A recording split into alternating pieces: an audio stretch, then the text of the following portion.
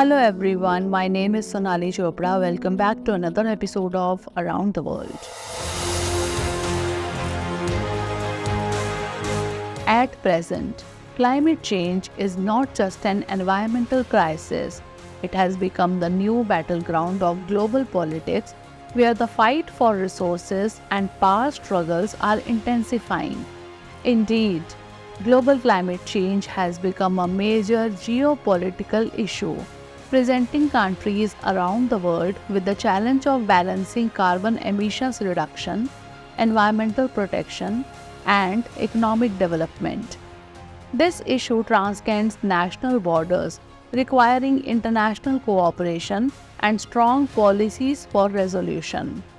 The rising global temperatures, floods, droughts, and other natural disasters are not merely localized impacts, they affect the global community. Recently at COP29, a global carbon market was formally established under Article 6 of the Paris Agreement. The purpose of this step is to strengthen international climate cooperation, enabling countries to trade carbon credits with one another and thereby reduce greenhouse gas emissions more effectively. Now this raises the question of how this global carbon market will work and what its impact will be on international climate action. Additionally, what is India's stance on the carbon market? In today's episode, we will discuss these questions, but first let's learn about COP29.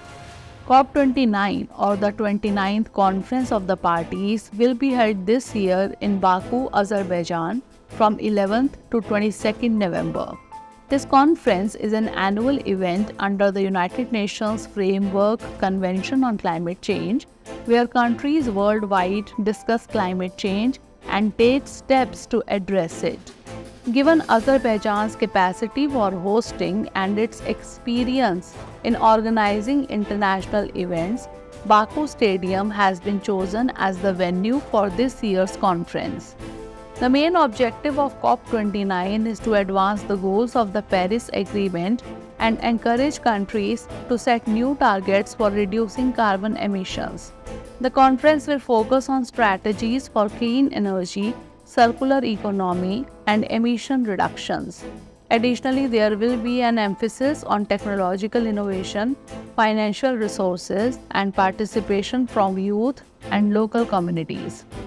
The conference agenda will span 2 weeks, with each day focused on different themes such as Climate Action Summit, Finance and Investment, Energy, Science and Technology, Human Development, Food and Agriculture, Urbanization, and Biodiversity. COP29 is dedicated to ensuring a transparent, fair, and inclusive process to establish global unity and move towards a green, sustainable future. The Paris Agreement, signed in 2015, primarily aims to limit the rise in global temperatures to well below 2 degrees Celsius, ideally to 1.5 degrees Celsius. Article 6 of the agreement promotes emission reduction through international cooperation. It offers two approaches. Article 6.2 allows two countries to form a bilateral carbon trade agreement, while Article 6.4 establishes a centralized United Nations managed system enabling countries and companies to trade emissions.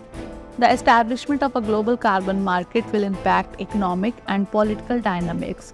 Developed nations, particularly the European Union and the United States, have already invested in green technologies and are now prepared for carbon credits. However, developing countries like China could leverage this market to control their emissions and strengthen relations with Western countries, while energy-driven nations like Russia may strive to maintain a balance. India has also adopted a positive outlook towards Article 6 of the Paris Agreement and the global carbon market. Under its Panchamrit plan, India has set a target of net zero emissions by 2070 and is investing in renewable energy to reduce reliance on coal. The carbon market could provide economic benefits to India, enabling it to invest in clean energy and foster green development. However, the establishment of a global carbon market will bring challenges such as lack of transparency, uneven regulations, and absence of fair pricing for carbon credits. For many developing countries, participating in the carbon market while meeting national development goals will be challenging. On the other hand, the market offers them an opportunity for economic gain, encouraging investment in new green projects. Developing nations have a unique opportunity to receive financial assistance from developed countries and advance their green initiatives. India too will need to balance these development needs and climate goals, seizing this chance to invest in green projects and achieve its targets. Alongside India, other developing countries such as Brazil, South Africa, and Indonesia could also benefit from this market. For these countries, selling carbon credits could be a major source of revenue to invest in green projects. These countries expect developed nations to take greater responsibility in reducing emissions and hope for a fair and transparent market. In conclusion, the establishment of a global carbon market is a historic decision at COP29, contributing significantly to achieving the goals of the Paris Agreement. Through this decision, countries will have the opportunity to reduce emissions and invest in green technology. For India, this market presents a major opportunity to achieve its climate goals by balancing its development.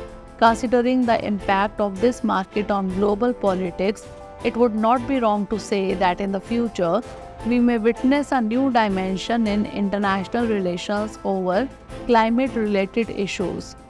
Ultimately, this global carbon market will aid countries in achieving their emissions targets and strengthen the global fight against climate change. Now viewers, as we conclude this discussion, let's note today's question.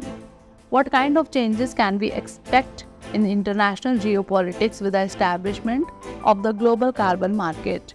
Analyze India's position in this context.